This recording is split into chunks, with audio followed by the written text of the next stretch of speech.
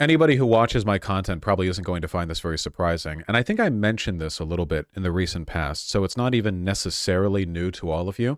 We're going here to the Aaron in the Morning Substack. Aaron in the Morn does incredible work with regards to covering trans-related issues. So if there's anyone I would recommend you follow for ongoing news and American transgender culture war nonsense, it would be this. This is the source that I recommend.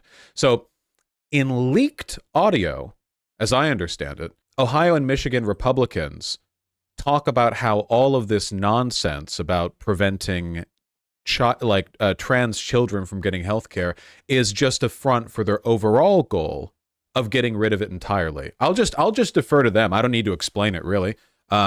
This got maybe leaked isn't the right word. It seems like this isn't something they want to discuss because it was a Twitter space and they were kicking out other people, but it got auto posted after they finished the space. So even people who weren't present in the Twitter space, it got put publicly and then they tried to remove it. That's my understanding of the issue. So technological incompetence as ever, proving the downfall of people.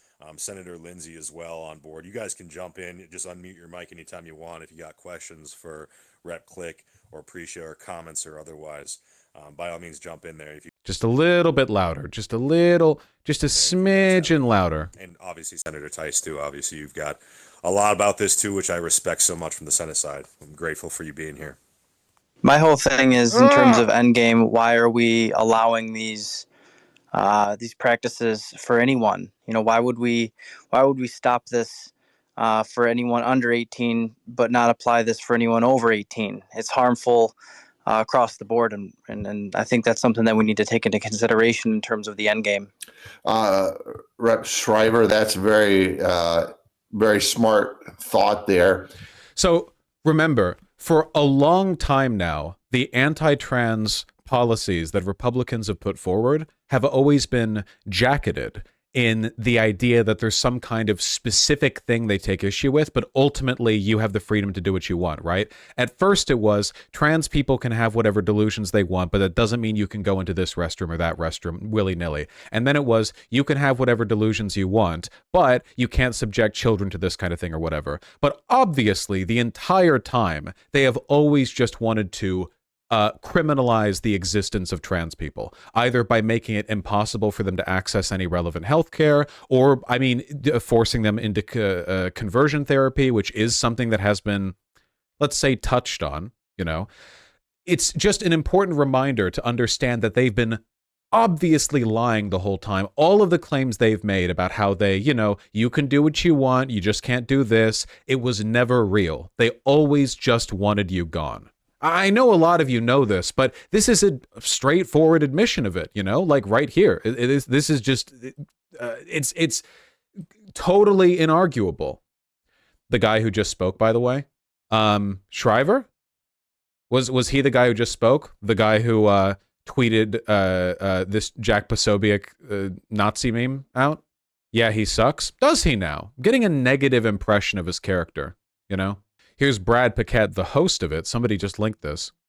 I've been receiving many media inquiries related to a public Twitter space I hosted on 126 with a few legislators who have had varying perspectives concerning gender-affirming care. Description.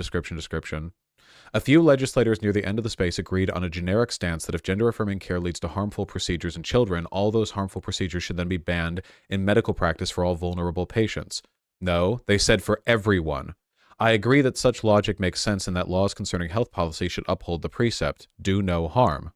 The Michigan Dems that reporter reached for comment said they did not want to amplify the publicly recorded space and resorted to saying the space was a wholesale attack on trans rights. And outside their safe talking points, blah, blah, blah. Okay, so he's just lying and coping. Gotcha. He's basically, so he's trying to reframe what they said by pretending that it was some kind of broader discussion on the vulnerability of patients and not just flatly banning trans affirming care. Man, he's really lefty posting here. Jesus Christ. To 76 likes too. Well, we love to see an effort post. We love to see a king put in effort. And I think sometimes what we know legislatively is we have to take sometimes small bites. And I think the thing that we can say is for minors is that they are not capable of providing informed consent. We already regulate what minors can do, but they cannot do. They cannot sign contracts. They cannot buy cigarettes. They cannot, consume alcohol. Curiously, they can undergo medical procedures because medicine doesn't begin when you're 18.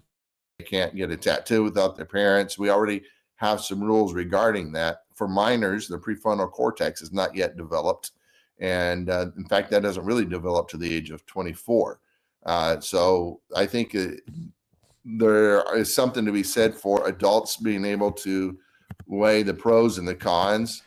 Being a Republican is believing that a 14-year-old should be able to work in a textile mill, sign up for the military, get pregnant and not be allowed to have an abortion, marry, et cetera, but not be able to get any kind of corrective medical care. Things the governor did here, he made several mistakes, but one of the things he did do correctly is he actually put back in a couple of things that I had to negotiate out, which one was getting the data. There is no requirements to report the data. I had that in there.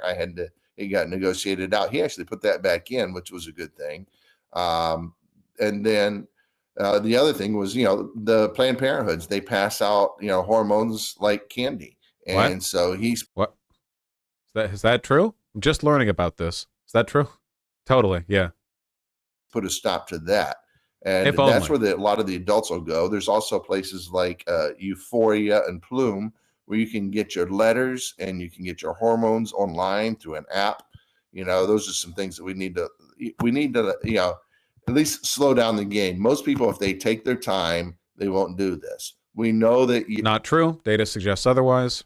Puberty is the natural cure for this.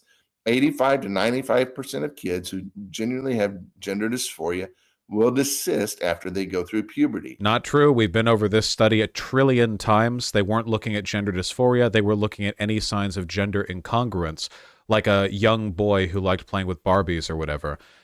Not every young boy who plays with Barbies is or wants to be a trans girl. That's just not the case. The overwhelming majority of people who, in fact, I had this on the other link from Aaron in the morning. Over 90,000 satisfied responses in trans survey. Largest D-trans survey only had 100. Literally all the data we have on the results of transition, medical, social, or otherwise, indicates that when people go through this, overwhelmingly they have a higher satisfaction rate than basically any other thing people can do. As it turns out, trans people are trans. Yeah, who would have guessed? So, yeah, ratio, exactly. So, it's and they know this. They don't give a They're admitting it here. They're literally saying that the only reason they're even talking about this from the perspective of what can children consent to, something that Republicans otherwise clearly have no care for, considering the fact that Trump and Epstein were extremely close friends. The only reason they're doing this is because it's a small bite out of an overall war against the rights of transgender people. Yes, it's a small bite of 87, exactly. But when you put them on puberty blockers, 98% of them will persist and they'll go into the opposite sex hormones into the danger. That's crazy. I wonder if the people who are prescribed puberty blockers are people who have been assessed medically and are likely to be transgender. Is that not an indication the process is working? Right there, literally, if the regret rate is that low, that's a sign of it working. It really is a no-win situation, right? Where even if all the data is on your side, their argument is oh, well, obviously there would be really low desistance rates because taking hormones grooms your brain into thinking that you're trans. So in reality, everyone who claims to be satisfied with being trans actually isn't. Dangerous things. So that is not a neutral intervention. It is not a pause button, like they say. You are actually affecting the child's mind. See, look, this is like a classic data error right here. This is literally like a process is being applied to determine whether or not a person would be a good fit for hormone blockers. Evidence is shown that indicates that process works. And he's looking at that and going, see, the interventional or the intervention, the medical intervention, it actually just makes you trans. It's not, this isn't a good selection process. This is them creating the outcome they're selecting for. You do that, not to mention all the complications that Prisha has gone through and that she's mentioned. Let me add this in too. I got this from Lior Sapir, someone you ought to follow from the Manhattan Institute. And the arguments that they're going to come at you with are going to be based on eminence, not evidence. Eminence, not evidence. And so that means because we say so, not because it is so. So they're going to quote to you every organization that supports it, the AF. Which is like all organizations. Again, to give you a better understanding of how insane this is, like how absolutely wild this is, okay? This would be like if a pharmaceutical company came out with a medicine that helps you with chronic migraines. If you have chronic migraines, the medicine is supposed to help you, okay? And data comes out indicating that 98% of people who take that medicine experience a reduction in the severity of their chronic migraines.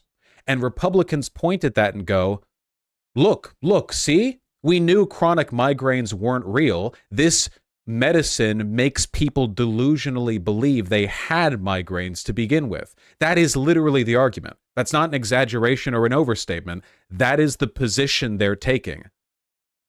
It's insane. And I think that using migraines as a comparison is good too, because when doctors are assessing the level of pain a person is experiencing, they also ask and just rely on a person's input, you know? Like if you go to a doctor saying that your pain is really bad, for the most part, that's an assessment that has to be fleshed out through listening to you and taking you at your word. Past a certain point, they'll look for other symptoms as well, but you can have a really bad headache in a way that won't reflect in a scan of your brain. So what, does the doctor just disbelieve you? You know, why would a person fake a headache like that? For what? For pain meds? I guess maybe if they wanted opioids, but I don't think that hormones have the same effect on you as opioids do. I think I would have heard if they did. It would be the difference between getting cool drugs to take that make you feel good and committing to a multi-decades, lifelong process of social ostracization. God, that word is hard to say. Ostracization. There we go. I don't think they give opioids for headaches. I don't know. I'm neither an opioid, neither a headache specialist. The APA, all these different groups, all these different medical associations who say gender affirming care is good.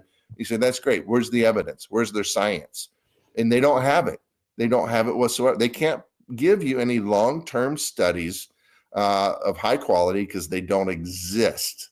And the ones that do exist support what we say. They don't. Okay, I think we've gotten the point of this. The main point, apart from the willful denial of reality, is just the fact that, and by the way, this is just to like local legislators, but please do remember that this discussion is being had all over the Republican Party. A war against the degenerate influence of trans people does not begin and end with some kind of milquetoast, we just want to like adjust the standards by which children are assessed for trans care. They're coming for all of you. So anyway, thank you again to Aaron and the Morn for the wonderful ongoing coverage. My state house rep was in on that call. Well, that sucks. I'm sorry. Remember, y'all, Michigan is a blue state? Narrowly blue.